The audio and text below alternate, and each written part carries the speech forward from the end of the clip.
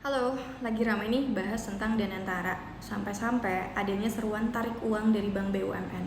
Jadi sebenarnya Danantara itu apa sih? Danantara itu singkatan dari Daya, Anagata, Nusantara. Daya itu energi, Anagata itu masa depan, dan Nusantara itu tanah air atau Indonesia. Jadi singkatnya tuh kayak kekuatan ekonomi masa depan Indonesia.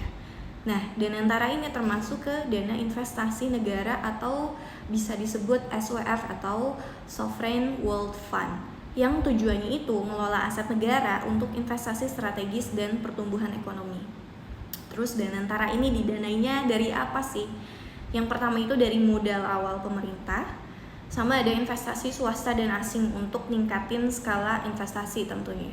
Sama ada juga pengelolaan aset negara termasuk saham BUMN dan saham atau aset-aset strategis lainnya buat hasilin keuntungan. Ini ada BRI, BNI, Mandiri, Pertamina, PLN, Telkom, sama Mineral Industri Indonesia atau MinID, berarti ada sekitar 7 BUMN.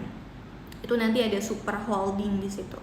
Nah, terus dananya juga dari mana? Dari reinvestasi keuntungan. Jadi, kalau misalnya sebelumnya itu BUMN itu dapat dividen alias keuntungan, nah sebagian dividen ini nanti bakalan masuk atau disetor ke APBN atau ke kas negara untuk belanja. Nah, sekarang bukan untuk belanja lagi, tapi buat investasi. Jadi kalau profit baru bakalan kembali lagi ke APBN atau diputar lagi untuk investasi lagi.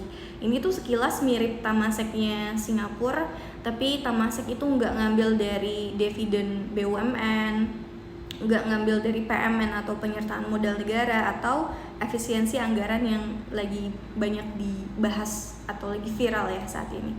Dan tentunya Tamasek itu independen, nggak ada pejabat negara dalam pengambilan keputusan. Terus strategi investasi dari si Danantara ini apa? Investasi ini difokusin ke infrastruktur kayak jalan tol, bandara, pelabuhan, terus ada juga energi terbarukan, sama teknologi dan inovasi, properti dan pariwisata untuk menggait investasi asing, dan juga industri manufaktur. Terus dampak ekonominya itu apa? Jadi secara konsep Danantara ini kalau berhasil sangat bagus banget, bakal jadi game changer untuk Indonesia. Jadi bisa ningkatin investasi dan pertumbuhan ekonomi, membuka lapangan kerjaan baru di berbagai sektor.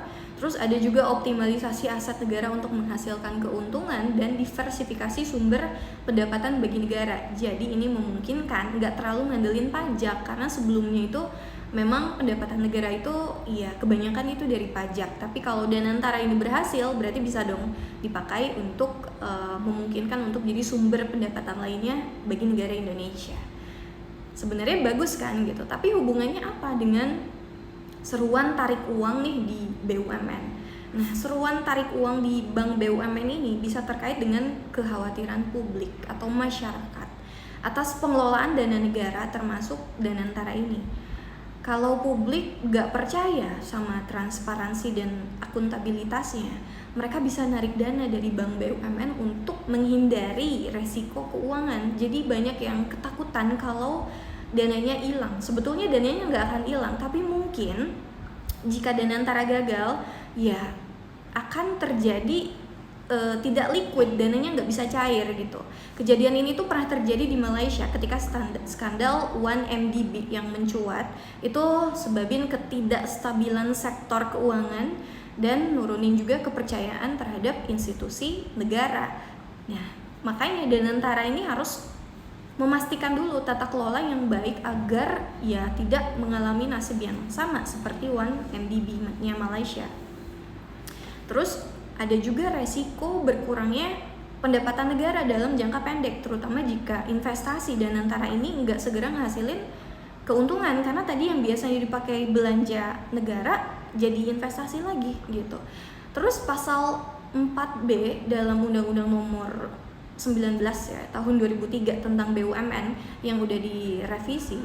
Jadi dia bilang tuh kalau keuntungan atau kerugian yang dialami BUMN itu merupakan keuntungan atau kerugian BUMN itu sendiri.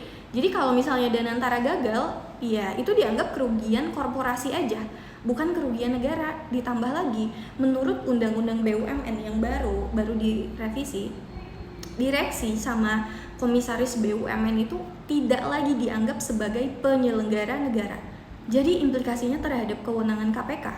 Kalau dielaborasi, KPK itu kan memiliki kewenangan buat ngusut kasus korupsi yang melibatkan penyelenggara negara. Nah, kalau kita balik lagi ke undang-undang yang tadi, itu tidak bisa menyentuh, atau direksi dan komisaris itu bukan penyelenggara negara. Jadi ada ketidakjelasan KPK bisa atau enggak untuk menghandle atau mengusut kalau terjadi korupsi gitu. Jadi ya semoga program Danantara ini bisa berjalan dengan baik, bisa transparansinya juga bisa oke. Jadi tidak ada kekhawatiran publik ya. Kita mengharapkan yang terbaik aja lah untuk Danantara. Oke, see you di next video. Bye bye.